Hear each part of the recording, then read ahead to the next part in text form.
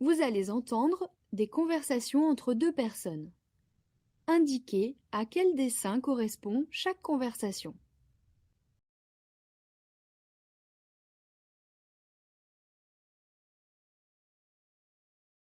Tu veux faire du vélo avec nous dimanche matin? Oui, c'est une bonne idée. Vous allez où? Au bord de la mer. C'est facile. Tu peux venir avec ta fille. Pourquoi pas? Elle adore faire du vélo. Mes enfants aussi, ils aiment beaucoup ça. Et à midi, on fait un pique-nique? Non, on mange à la maison. Je vous invite. Ah merci, c'est gentil.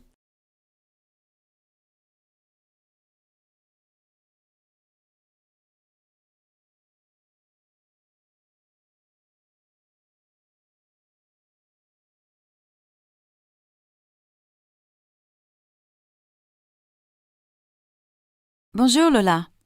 Salut Judith. Qu'est-ce qu'il y a? Tu n'as pas l'air en forme. Je suis enrhumée, je tousse, je ne sais pas quoi faire. Moi, je te conseille d'aller chez le médecin. J'hésite, mais je ne vais pas aller chez le médecin pour un rhume. Pourquoi pas? Ça, c'est bien français. Chez moi, on ne va pas chez le médecin pour un rhume. Et qu'est-ce que vous faites alors? Eh bien, ça dépend. On reste à la maison, on boit quelque chose de chaud, on se repose, je sais pas moi. Mais on ne court pas chez le médecin. Nous aussi. Et on achète aussi beaucoup de médicaments en France. Je ne sais pas si c'est une bonne idée.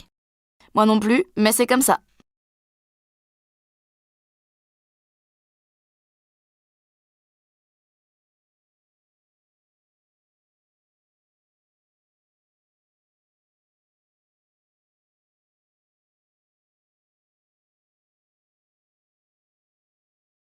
Salut Ali, ça ne va pas? Oh non, pas du tout. J'ai dû gérer plein de problèmes. Je suis épuisé. Je crois que je ne suis pas fait pour passer la journée assis devant un ordinateur.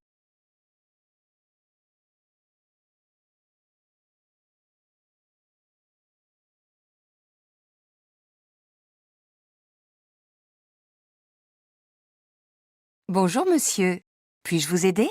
Oui, bonjour madame. Je me présente, Hervé Desmar. Je cherche un hébergement pour des vacances au soleil, mais je ne sais pas quoi choisir exactement. Quel type d'hébergement vous aimez? Les endroits calmes, confortables, luxueux? Voyez-vous, je suis un peu indécis, mais je n'aime pas partager ma chambre avec plusieurs personnes. Je préfère les endroits tranquilles, avec une piscine, et j'apprécie aussi les animations.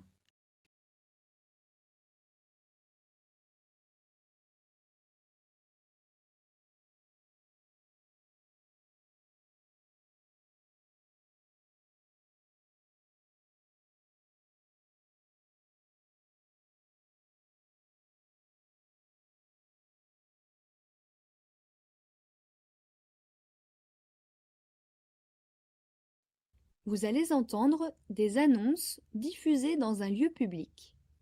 Pour chaque annonce, répondez à la question.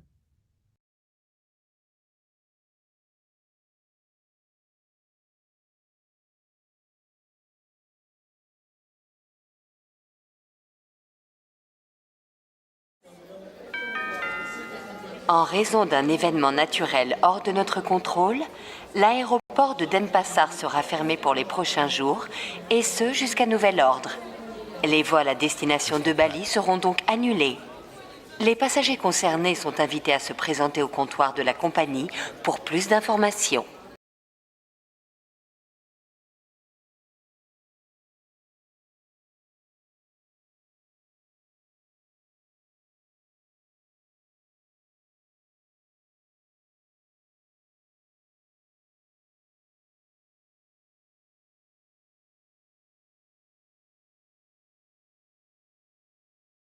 À l'occasion des week-ends du monde, plusieurs producteurs locaux se sont déplacés pour vous.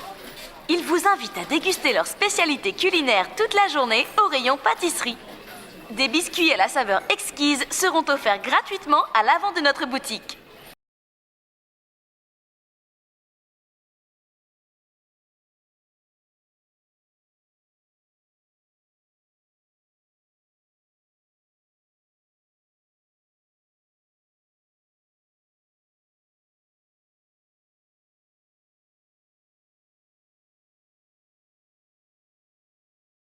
En raison d'un problème informatique bien involontaire de notre part, le logiciel pour le test n'ayant pas fonctionné pendant l'heure précédente et n'étant pas encore rétabli, nous avons le regret de vous annoncer que nous sommes dans l'obligation d'annuler l'examen aujourd'hui. Nous nous excusons pour la gêne occasionnée et nous vous prions de vous rendre à la réception afin que l'on puisse vous ajouter sur la liste pour la prochaine date d'examen.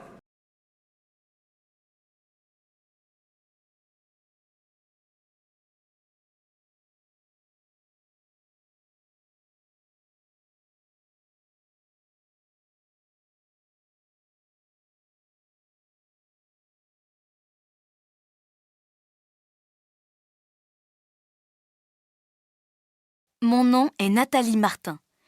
J'ai l'honneur de vous annoncer que nous pouvons vous servir ce soir en français, en anglais et en espagnol. Afin de faire votre choix de menu, veuillez consulter notre brochure.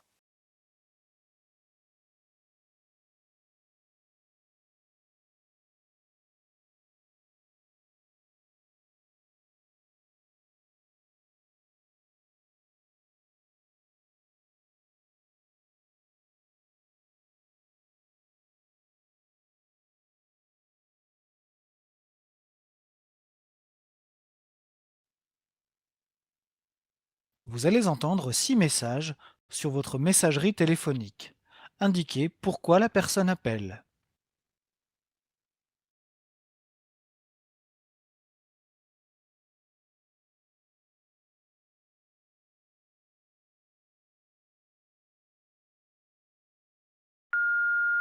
Bonjour monsieur, vous êtes venu visiter notre centre de sport la semaine dernière et je vous rappelais pour vous demander si vous aviez besoin de plus de détails. Si vous êtes intéressé pour vous inscrire, n'hésitez pas à me rappeler au 555-986-1800. Demandez Sarah.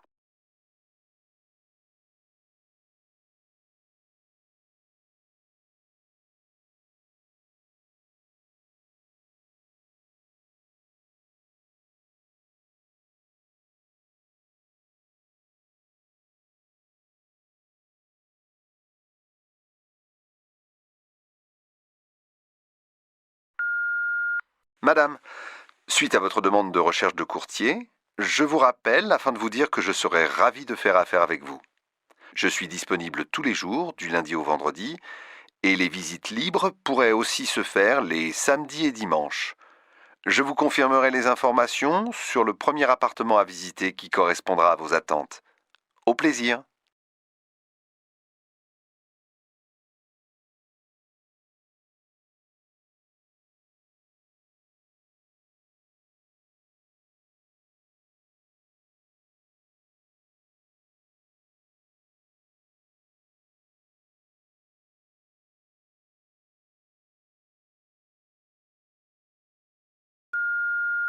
Salut cousin, comment tu vas?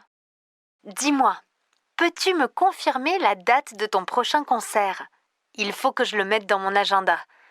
Est-ce que nous devons acheter les billets sur place ou c'est possible de le faire en ligne? Je sais que la dernière fois, il ne restait que quelques places. Je ne veux pas me retrouver sans billet.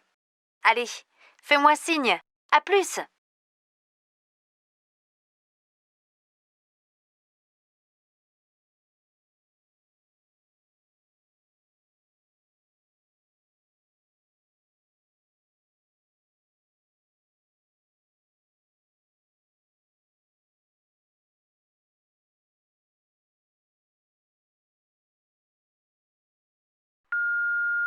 Bonjour. Concernant votre demande de soumission pour vos fenêtres, je suis disponible le mercredi matin de 9h à 10h au lieu de vendredi. Pour toute information complémentaire pour les devis d'ici là ou si ça vous convient pas, merci de m'envoyer un courriel. Je me ferai un plaisir de vous trouver une solution.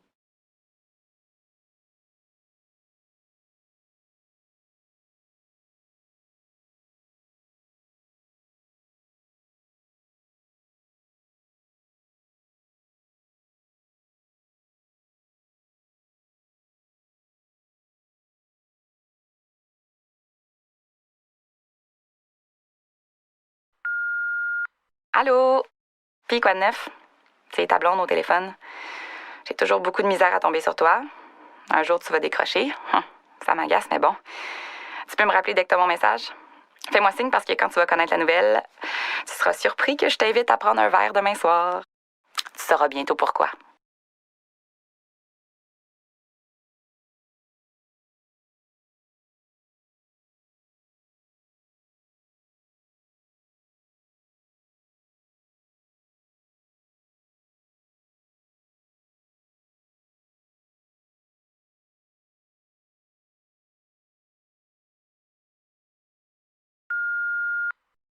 Bonjour, madame.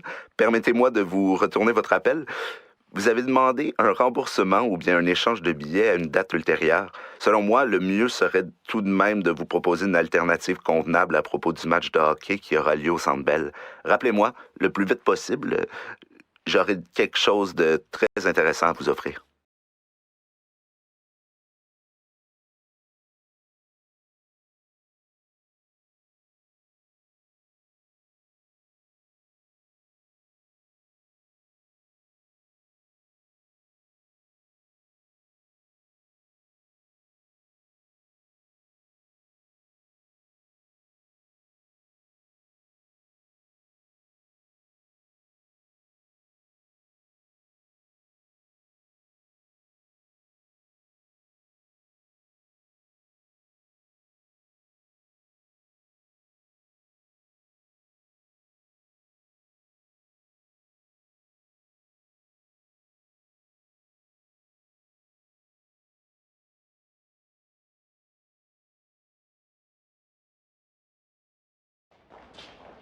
Pour moi, je trouve qu'on passe beaucoup trop de temps sur Internet et qu'on prend plus la peine d'ouvrir un livre.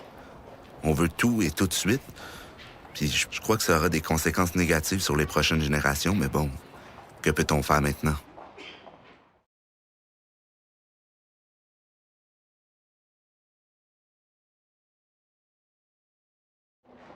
C'est un outil indispensable.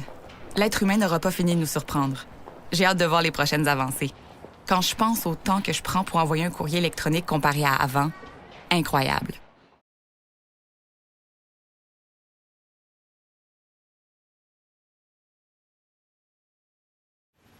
Je ne suis pas d'accord.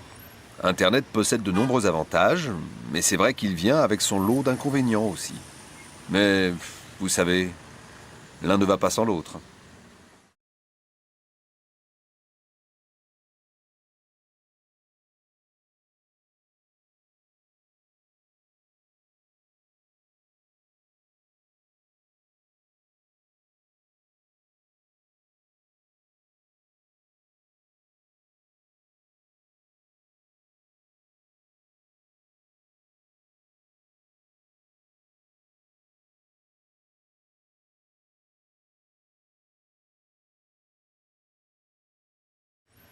Pour moi, c'est plus facile à dire qu'à faire.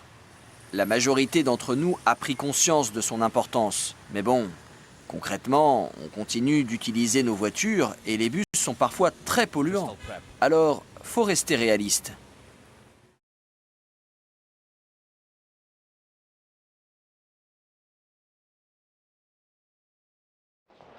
En ce moment, l'environnement et la planète sont presque devenus une religion.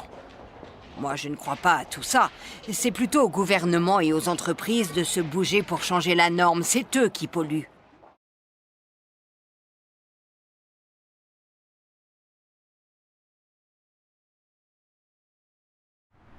Personnellement, vu mon âge, il est de plus en plus difficile de me déplacer.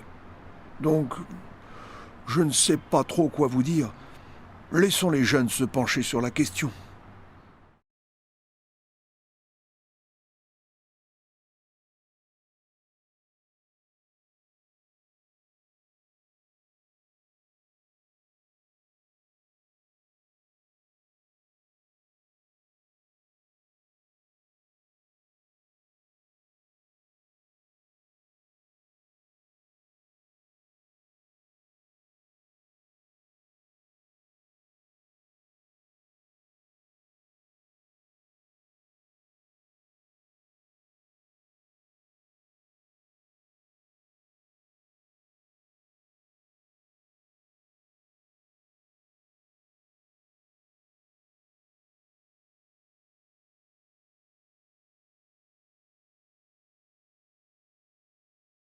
Le théâtre antique d'Arles est construit sous l'empereur Auguste et à sa gloire durant le 1er siècle avant notre ère.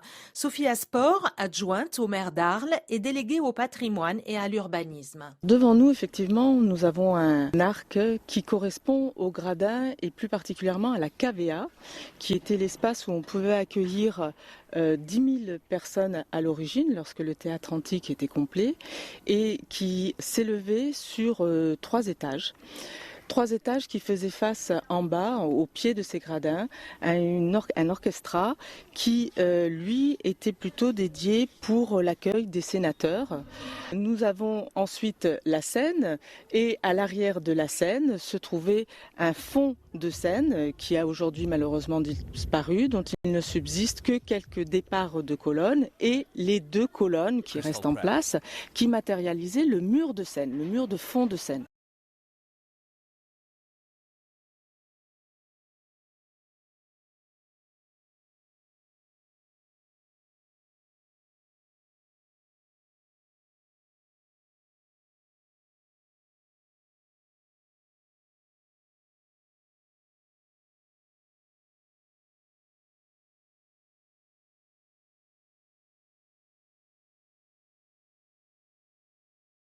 Gros, mais je m'en fous, j'aime manger. Y a pas que le physique dans la vie, y a aussi la purée au beurre et les jaunes d'œufs à la moutarde, aller sur la montagne avec Ben et manger un délicieux sandwich au salami en regardant le paysage, et rêver à Marie. Le reste, ça m'est égal. Tes résultats sont en chute libre, Louis. Chômage! Ouais, chômage, t'as raison Ben, la vie c'est maintenant, demain y a rien, alors ta gueule le prof! Retenu. Mange Louis. Louis mange ostensiblement devant son prof de gym. Glucides, graisses insaturées, cellulite juvénile, il faut réagir, Louis. Dieu Google, obsolescence programmée, monde moribond et dégueulasse, faut réagir les adultes. Pour chaque migrant qui meurt, je m'enfile une barre de chocolat. Surpoids contestataire. Bien dit, mec. Tu dépasses les bornes, Louis. On ne rigole pas avec...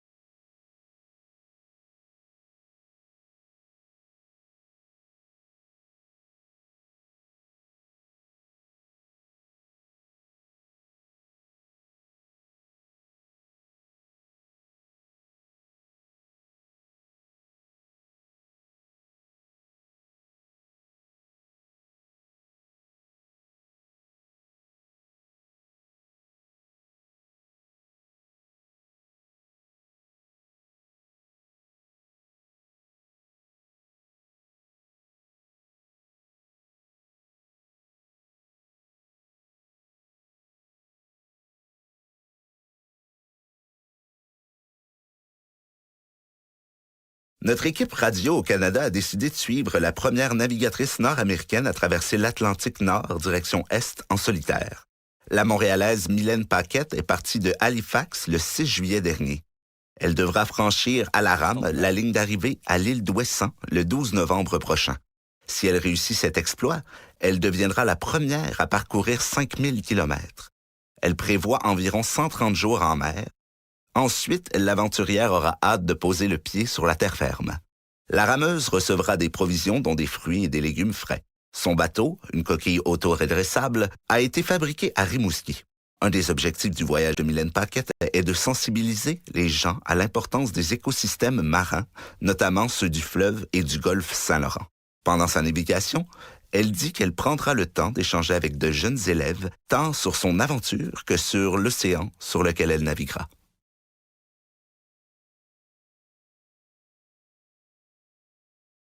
Notre équipe radio au Canada a décidé de suivre la première navigatrice nord-américaine à traverser l'Atlantique Nord direction Est en solitaire. La Montréalaise Mylène Paquette est partie de Halifax le 6 juillet dernier. Elle devra franchir à la rame la ligne d'arrivée à l'île d'Ouessant le 12 novembre prochain. Si elle réussit cet exploit, elle deviendra la première à parcourir 5000 kilomètres. Elle prévoit environ 130 jours en mer. Ensuite, l'aventurière aura hâte de poser le pied sur la terre ferme. La rameuse recevra des provisions dont des fruits et des légumes frais. Son bateau, une coquille auto-redressable, a été fabriqué à Rimouski. Un des objectifs du voyage de Mylène Paquette est de sensibiliser les gens à l'importance des écosystèmes marins, notamment ceux du fleuve et du golfe Saint-Laurent.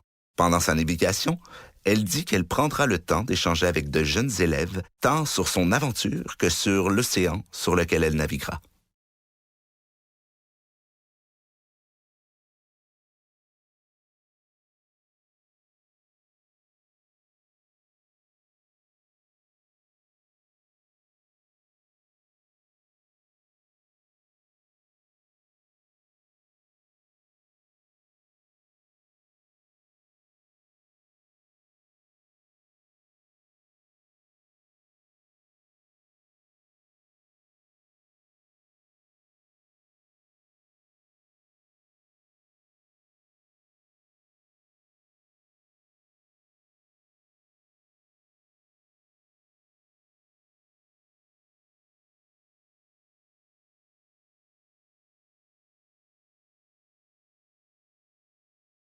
C'était une des rares avancées sociales européennes proposées par la commission Juncker au printemps 2017.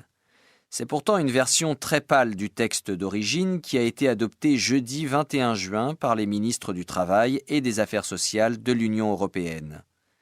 Il s'agissait au départ de donner aux 28 pays membres de l'UE les mêmes règles sur le congé parental, de préférence mieux-disantes, pour une majorité. 4 mois par parent et par enfant, rémunérés aux mêmes conditions que les arrêts maladie. Mais plusieurs États ont bataillé contre cette idée et obtenu gain de cause. Les représentants des États membres ont fini par s'accorder sur un texte qui n'impose plus aucun niveau minimal de rémunération.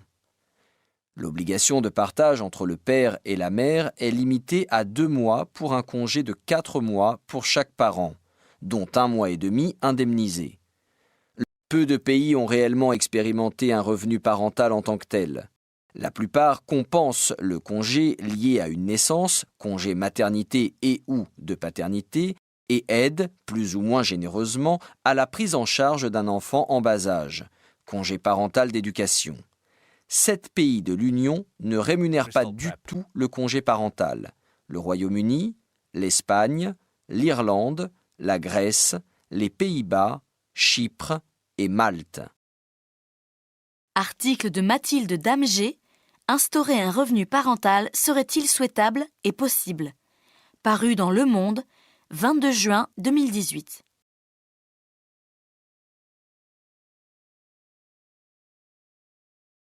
C'était une des rares avancées sociales européennes proposées par la commission Juncker au printemps 2017. C'est pourtant une version très pâle du texte d'origine qui a été adoptée jeudi 21 juin par les ministres du Travail et des Affaires sociales de l'Union européenne. Il s'agissait au départ de donner aux 28 pays membres de l'UE les mêmes règles sur le congé parental, de préférence mieux-disantes, pour une majorité. 4 mois par parent et par enfant, rémunérés aux mêmes conditions que les arrêts maladie. Mais plusieurs États ont bataillé contre cette idée et obtenu gain de cause. Les représentants des États membres ont fini par s'accorder sur un texte qui n'impose plus aucun niveau minimal de rémunération. L'obligation de partage entre le père et la mère est limitée à 2 mois pour un congé de 4 mois pour chaque parent, dont 1 mois et demi indemnisé. Peu de pays ont réellement expérimenté un revenu parental en tant que tel.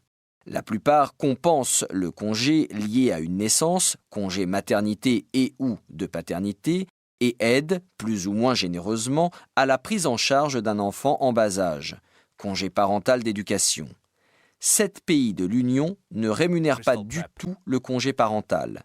Le Royaume-Uni, l'Espagne, l'Irlande, la Grèce, les Pays-Bas, Chypre et Malte. Article de Mathilde Damgé. Instaurer un revenu parental serait-il souhaitable et possible? Paru dans Le Monde, 22 juin 2018.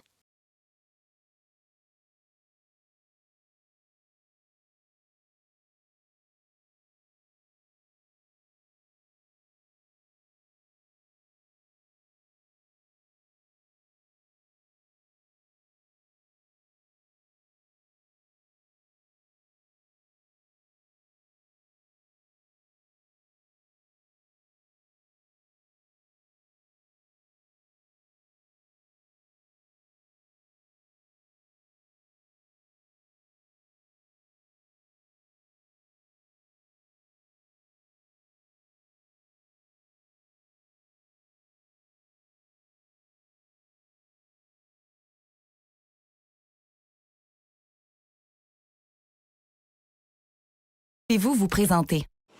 Alors, Jérôme Pruneau, je suis directeur général de Diversité Artistique Montréal, organisme sans but lucratif qui a pour mission de promouvoir la diversité culturelle dans les arts et la culture.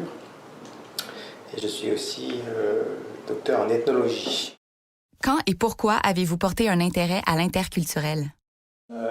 Je dirais que mon premier intérêt s'est porté quand j'ai vécu en Guadeloupe. Il y a de ça plus de 6 ans déjà, j'ai vécu 8 ans là-bas. Où pour la première fois de ma vie, finalement, c'était moi la minorité visible.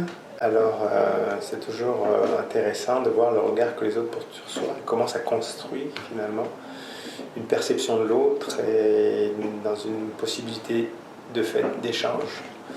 Donc c'est là où la question de l'interculturel est survenue en premier, puis le fait d'être ici à Dame et de travailler avec des artistes on a 98 communautés différentes, nationalités différentes, donc c'est quelque chose qui nous intéresse et dans lequel on baigne tous les jours.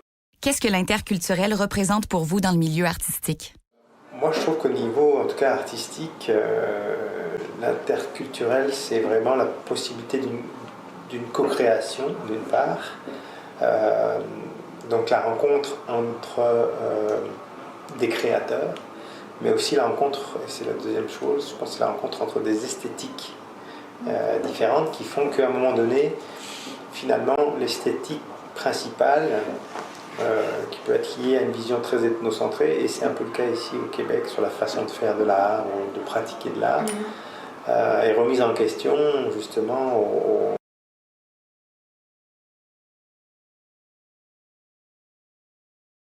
Pouvez-vous vous présenter? Alors, Jérôme Pruneau, je suis directeur général de Diversité Artistique Montréal, organisme sans but lucratif qui a pour mission de promouvoir la diversité culturelle dans les arts et la culture. Et je suis aussi docteur en ethnologie. Quand et pourquoi avez-vous porté un intérêt à l'interculturel? Je dirais que mon premier intérêt s'est porté quand j'ai vécu en Guadeloupe. Il y a de ça plus de 6 ans déjà, j'ai vécu 8 ans là-bas. Où pour la première fois de ma vie, finalement, c'était moi la minorité visible. Alors c'est toujours intéressant de voir le regard que les autres portent sur soi, comment ça construit finalement une perception de l'autre et dans une possibilité de fait d'échange. Donc c'est là où la question de l'interculturel est survenue en premier, puis le fait d'être ici à Dame et de travailler avec des artistes on a 98 communautés différentes, nationalités différentes, donc c'est quelque chose qui nous intéresse et dans lequel on baigne tous les jours. Qu'est-ce que l'interculturel représente pour vous dans le milieu artistique? Moi, je trouve qu'au niveau, en tout cas artistique, l'interculturel, c'est vraiment la possibilité d'une co-création, d'une part. Donc la rencontre entre des créateurs, mais aussi la rencontre, et c'est la deuxième chose, je pense que c'est la rencontre entre des esthétiques différentes qui font qu'à un moment donné, finalement, l'esthétique principale, qui peut être liée à une vision très ethnocentrée, et c'est un peu le cas ici au Québec sur la façon de faire de l'art ou de pratiquer de l'art, est remise en question justement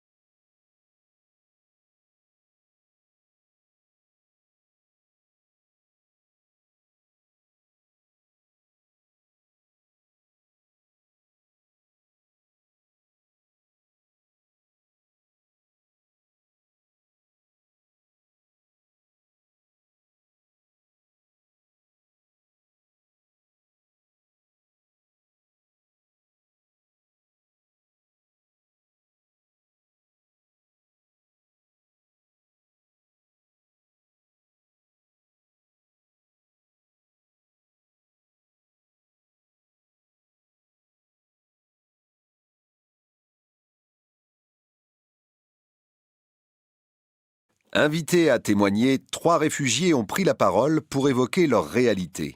À l'heure où les signes d'hostilité se multiplient, leur témoignage indispensable offre une vision brute et nuancée de l'exil. À l'occasion de la Journée nationale des réfugiés, le PREDA, le Programme régional d'accueil et d'intégration des demandeurs d'asile, a voulu donner la parole à 3 d'entre eux pour mettre des visages sur des destins parfois tragiques, souvent méconnus. Ils arrivent du Soudan, du Kurdistan irakien ou de Colombie. Menacés, leur départ a été salutaire mais déchirant. Au Canada, ils repartent de zéro et doivent se reconstruire loin de leur famille. Ils ont 30 ans et sont réfugiés, ils n'ont pas choisi cette situation et ne rêvent que de rentrer chez eux. Tous racontent les difficultés de quitter leur pays, leur famille et leur statut social. Les commentaires sont unanimes. Oui, le Canada a été là pour eux. Le pays les a sauvés en quelque sorte. Par contre, ils ne sont pas là par plaisir, mais par survie. Publié mardi, le rapport annuel du Haut Commissariat aux réfugiés, HCR, montre que le nombre de réfugiés a augmenté de 3 millions en 2017 contre 300 000 en 2016. Le rapport indique aussi que 4 réfugiés sur 5 sont partis dans un pays voisin du leur. 85% des réfugiés vivent dans un pays en voie de développement. Un chiffre qui rappelle que les pays qui accueillent le plus de réfugiés ne sont ni en Amérique du Nord, ni en Europe. La directrice scientifique du centre de recherche Sherpa, Cécile Rousseau, se dit inquiète de la situation des réfugiés et l'accueil hostile auquel ils peuvent faire face, aux États-Unis par exemple, ou en Méditerranée. Le droit d'asile se rétrécit et se grignote petit à petit. Ça remet en cause le droit d'asile et les conventions internationales des droits de l'homme. Il y a de quoi être inquiète. S'alarme-t-elle. Elle garde pourtant espoir grâce aux bonnes pratiques du Québec dans le secteur social, de la santé et de l'éducation. Les humains sont capables de passer par-dessus des traumatismes et ça les rend souvent exceptionnels. Ils deviennent des citoyens très précieux pour nos sociétés. Non, nos sociétés n'ont pas accepté un fardeau. Non, ce ne sont pas des coûts énormes pour notre système de santé et d'éducation. Plaide-t-elle. Article de Simon Mauvieux, Vivre l'exil entre détresse et soulagement, paru dans Métro le 19 juin 2018.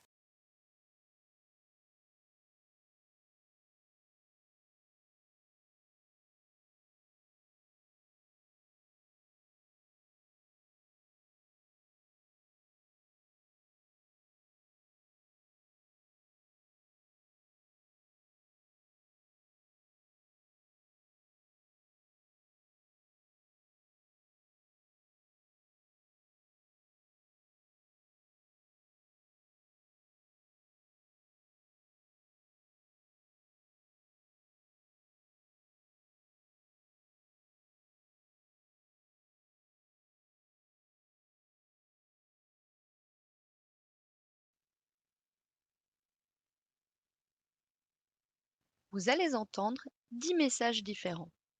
Pour chaque message, répondez à la question.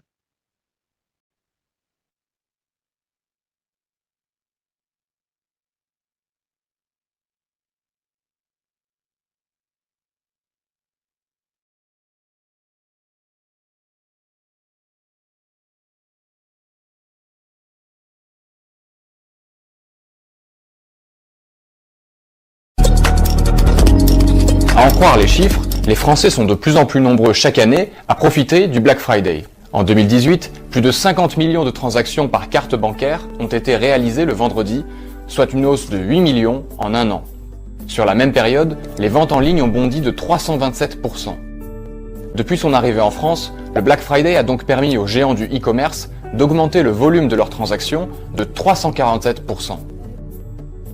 Et rien que sur la journée du Black Friday, les Français dépensent environ 2,5 milliards d'euros. Des chiffres impressionnants, mais encore loin de ceux obtenus aux États-Unis. 50 milliards de dollars le vendredi qui suit le traditionnel Thanksgiving, soit le PIB d'un État comme le Honduras ou la Lettonie. En France, le Black Friday qui s'étale désormais sur plusieurs jours est devenu en 2018 la semaine pendant laquelle les Français consomment le plus. Parmi les articles les plus achetés,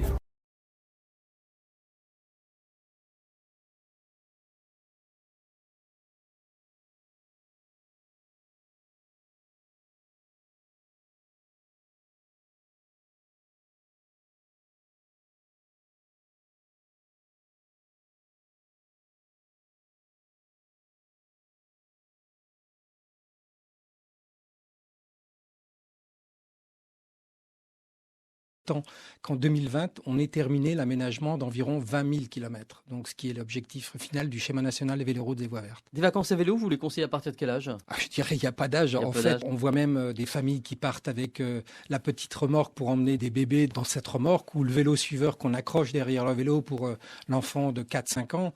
Mais on voit aussi des jeunes enfants de 7-8 ans sur leur petit vélo en train de suivre leurs parents sur des circuits adaptés, bien évidemment.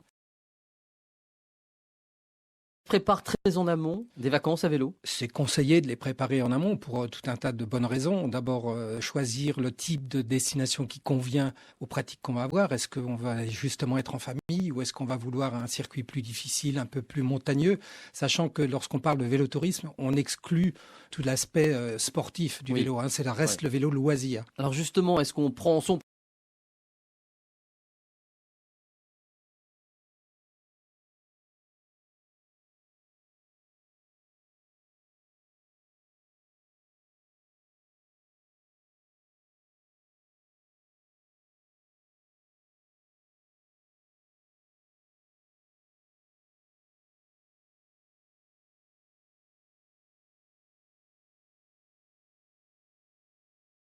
nouveau prix Nobel de physique est résolument technophobe. Et comment fait-on la part des choses entre ces visions diamétralement opposées ? Regardons d'abord, comme je le fais souvent, l'histoire et la philosophie. Le mot techné, qui signifie production matérielle en grec, fait pleinement partie de l'histoire de l'humanité. L'homme produit, à la différence de l'animal, et c'est un fait. Mais d'un point de vue théorique, des philosophes, notamment comme Bernard Stiegler, que j'aime bien citer, affirment que c'est d'ailleurs une des caractéristiques fondamentales de l'être humain, que de créer des techniques et des artefacts. Ils pensent même que les supports qui consignent notre pensée, du manuscrit jusqu'à l'ordinateur aujourd'hui, et qu'il définit comme des prothèses mémorielles, constituent aussi des éléments fondateurs de l'humanité et de son progrès. C'est donc en fait une vision résolument progressiste de l'humanité qui prévaut et qui envisage, pour simplifier, je donne une image, la tractopelle comme une extension du bras, par exemple, et l'ordinateur comme une extension de l'esprit. Et d'où vient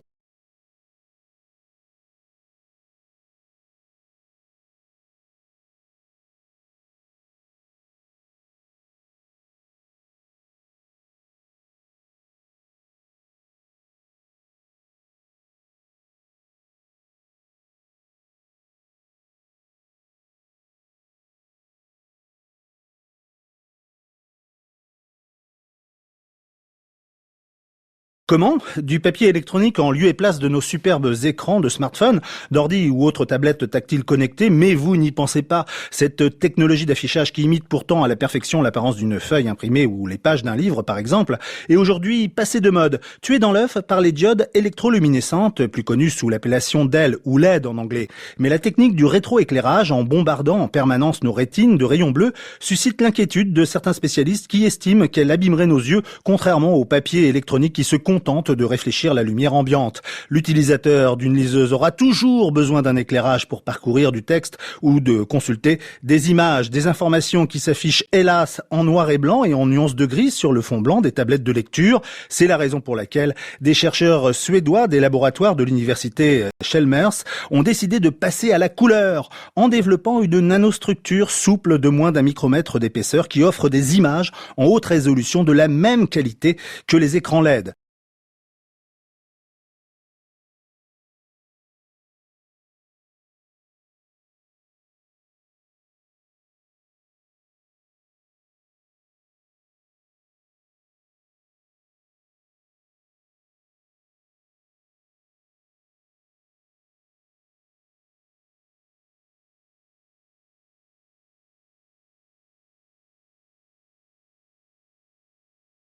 Avec les attentats, avec le chômage, il est difficile d'avoir le moral en ce moment en France. Mais la situation n'est peut-être pas aussi désespérée que ça. En effet, la fabrique Spinoza, qui est un centre de réflexion, s'est mise en tête de mesurer notre bonheur. Alors cela peut paraître fumeux. Patricia Lecomte, de quoi s'agit-il? Eh bien, la fabrique Spinoza, Philippe, a lancé il y a 9 mois un nouvel outil, l'ITBF, l'indicateur trimestriel du bonheur des Français, appelé aussi le PIB du bonheur, avec pour objectif de replacer le bonheur au cœur de la société, aussi bien dans la sphère économique, sociale, que dans la sphère politique ou personnelle. Par exemple, introduire cette dimension dans le domaine du travail pourrait adoucir certaines pratiques, notamment en termes de management, et apporter de meilleures performances. L'idée n'est pas idiote, et on peut même se demander pourquoi ne pas y avoir pensé plus tôt. Mais s'inquiéter du bonheur de ses congénères n'est pas au cœur de nos préoccupations, alors qu'au Bhoutan, on le mesure depuis des années.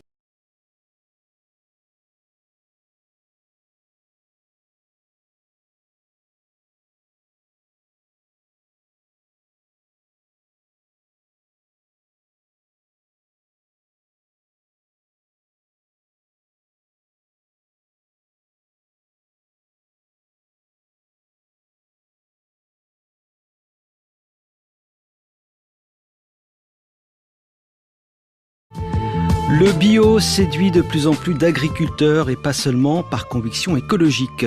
Beaucoup y voient un moyen de mieux gagner leur vie. Exemple, dans la filière lait au Danemark, un tiers du lait vendu dans ce pays est déjà bio. Alors que le marché est en crise depuis la fin des quotas européens et que les prix chutent, les éleveurs de bovins ont vite compris l'intérêt de passer au bio. Reportage de Frédéric Lebel chez Klaus Peter Christiansen, tout au nord du pays, près d'Aalborg. Sa ferme modèle de 600 vaches laitières est en pleine transition pour recevoir le label bio en novembre 2017. Voilà déjà plus d'1 an que Klaus Peter Christiansen travaille sur la conversion de sa ferme au standard bio. Une double révolution pour cet agriculteur qui en a profité pour tripler la taille de son cheptel.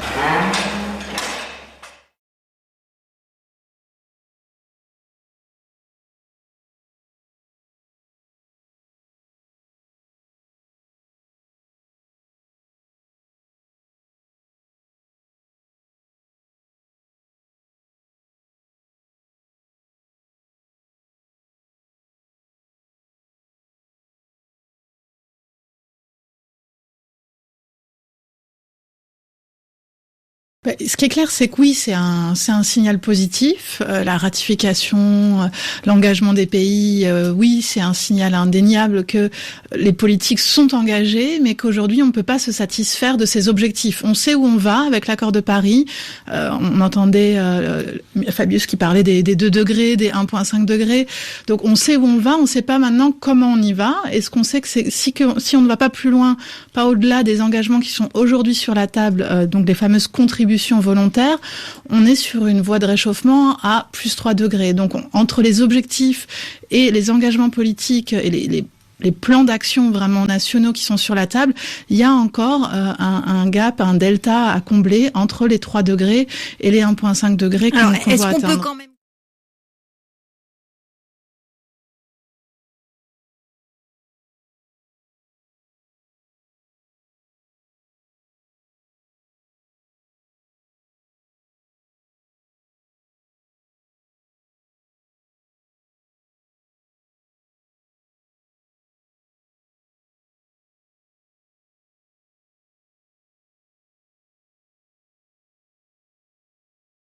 En fait, jamais dit que actuellement nous allions obtenir un droit à la vie des animaux. Je suis d'accord avec Thierry Coste pour dire que les Français ne sont pas du tout prêts à renoncer à leur steak, à leur poisson ou à tout autre produit issu de l'exploitation des animaux.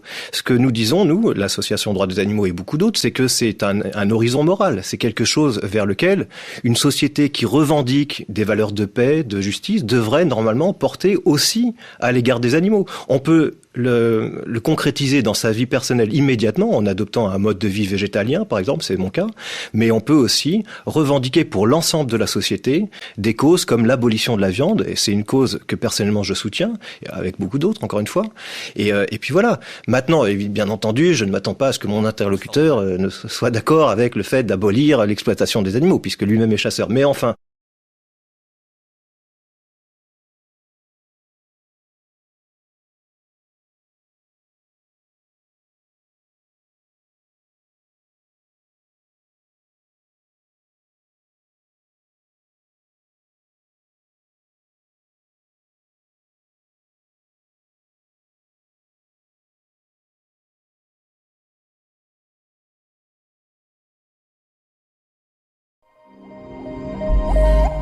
L'atelier des médias, Julien Lebotte. Au pays de René Descartes, d'Henri Poincaré et de Cédric Villani, les scientifiques, les rois de l'algèbre et les dompteurs d'algorithmes sont rois. Oui, savez-vous que c'est à Paris que Facebook effectue un certain nombre de ses recherches les plus avancées, mais aussi les plus exigeantes en matière d'intelligence artificielle. Rappelez-vous, il y a quelques semaines, nous recevions dans l'atelier des médias le chercheur et entrepreneur Claude Deloupy de la start-up Scilabs, et ce dernier n'a pas cessé de nous initier aux notions clés en matière d'intelligence artificielle au service des connaissances et de l'information. Non pas reproduire un humain, c'est pas ça qui nous intéresse. Ce qui nous intéresse, c'est vraiment analyser l'humain.